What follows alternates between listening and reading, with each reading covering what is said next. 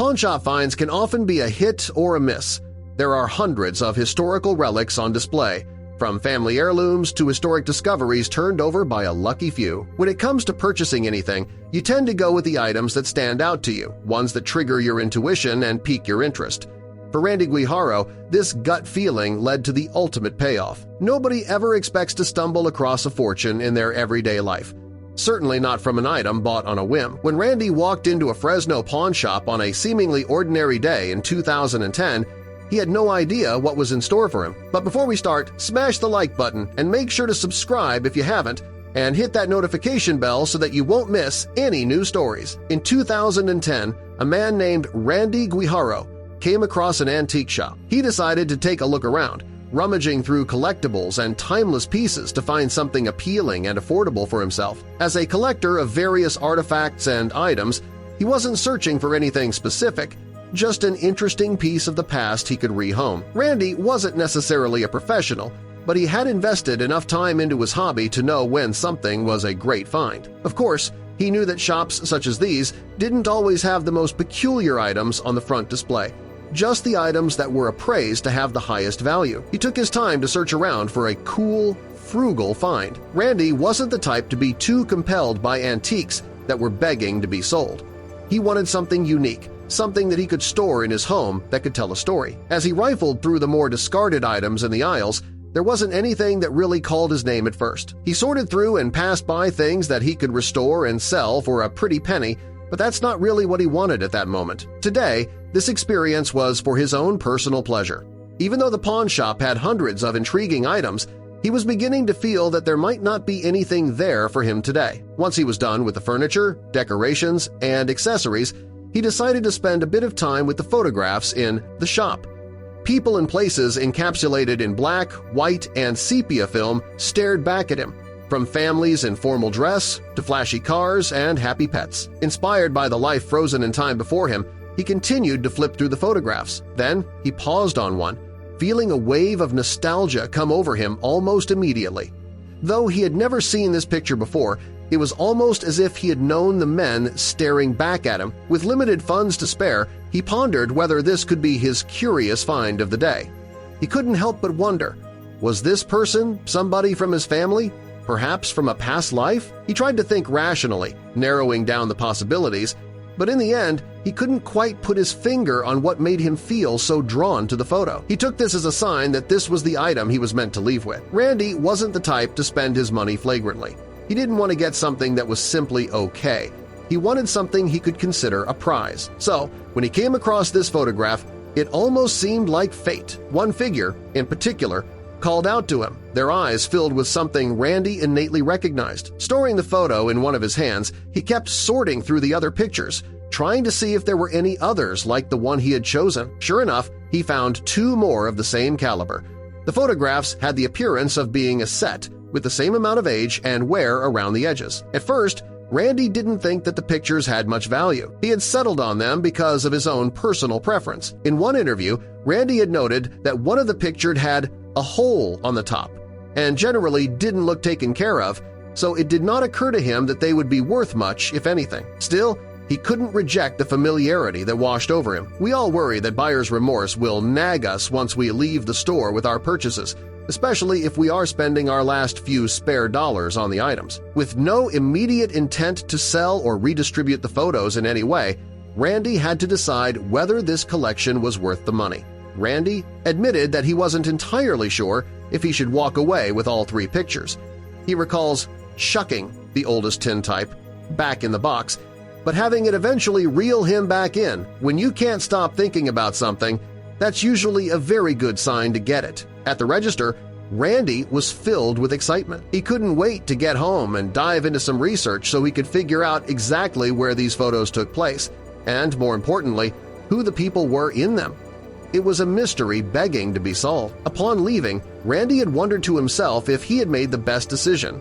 Maybe he should have saved those dollars for something bigger, maybe something that was more obviously valuable. Then, he thought of the way his wife, Linda, would light up at the photos, and that restored his confidence. He happily headed home to reveal his new treasure to his beloved. As he made his way home, he wondered where he could store the photos. Maybe he could put them on a mantle somewhere, in a frame to show to guests, or he could store them safely in a box, passing them down to family members just as he would his other collectibles when it came time to do so. From the tintype, Randy knew that the pictures had to be from the 1800s or so. Although he couldn't decipher much else on his own, he wasn't worried. His wife Linda was always a great help, and perhaps she would be able to figure out the other details of the photograph with him. Randy and Linda immediately dove into their research to figure out who the two men were in the picture Randy was most enamored by. Now in 2010, information access was not nearly as wide in range as it is now, so it wasn't an easy feat, but they were determined to figure it out. This picture meant something significant, and it deserved to have a lot of effort devoted to it. The picture in question showed two young men playing croquet on a dirt-covered ground. One of them stood on one leg, dressed in a striped sweater and a small-brimmed hat, staring forward. The other pointed toward him, gazing beyond the camera with a concentrated expression. They looked relaxed and familiar with each other, which intrigued Randy and his wife. The photo puzzled them. Why capture two men playing croquet? In the 19th century, photography wasn't taken lightly. It had to represent something noteworthy. They assumed the event or individuals involved were of some importance. Eventually, they became convinced that at least one person in the image was historically significant. The setting clearly appeared to be in the United States. To narrow down possibilities, they matched the men's features with prominent 19th-century American figures. Still, they needed help. They consulted historians and conducted extensive research. The findings confirmed their suspicion. The image was indeed from 19th-century America. This revelation energized them. They were on the right path. Had this taken place today, modern tools would have solved the mystery much quicker. But in 2010, it required manual effort, patience, and persistence.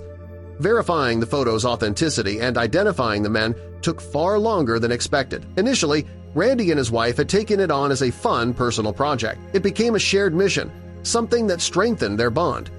After sifting through numerous historical figures, one stood out. They were shocked. Few confirmed images of this man existed, and now they might be holding one. After months of analysis, they reached a conclusion. The man in the striped sweater was born in 1859 and had become one of the most infamous criminals in American history, notorious for gang violence and murders at a young age. He was both feared and admired, vanishing from public view early in life. Though officially reported dead at 21, many doubted the story. It was widely believed he may have faked his death. A criminal of his caliber certainly had the means. Randy and Linda realized they had stumbled upon a photo of none other than Billy the Kid, also known by aliases such as Henry McCarty and William Bonney. Only one other confirmed image of him existed. This discovery was monumental. Randy had unknowingly purchased a historical treasure for just two. Many collectors had spent their lives searching for such an artifact and failed. The odds were staggering. Naturally, many experts were doubtful.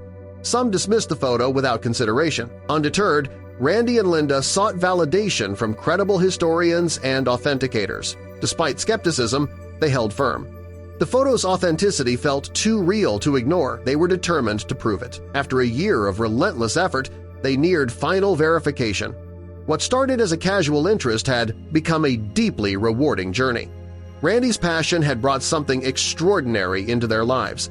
While Randy and Linda's journey was remarkable, it also brought renewed focus to Billy the Kid himself. He wasn't admired for virtue, but for his mythosa criminal who became a legend, and whose story continues to captivate generations.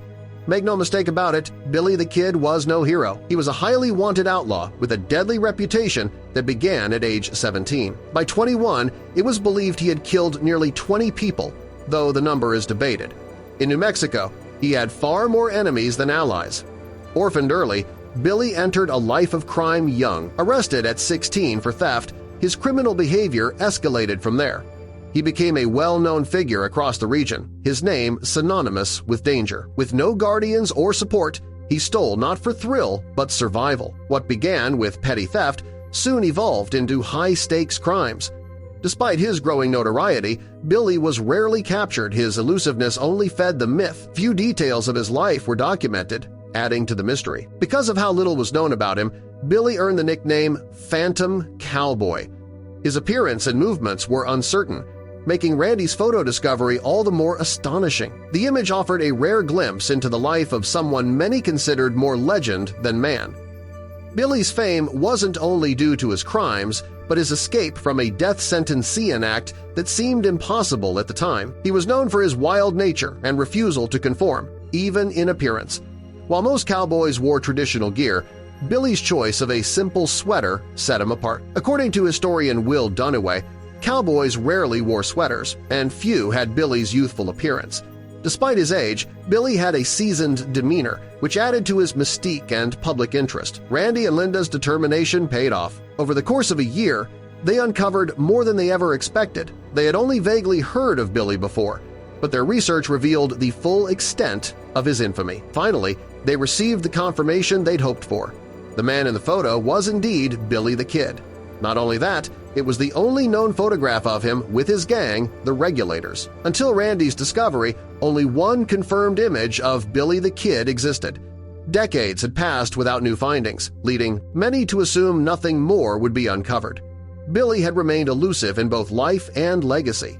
This new photo gave the world a more humanized version of Billy, but beyond his likeness, the photo proved something else: his direct involvement with the Regulatorsa group formed by John Tunstall to avenge his death during a violent dispute with a rival faction called the House. Rumors had long circulated about Billy's place in the group, but this was the first physical evidence.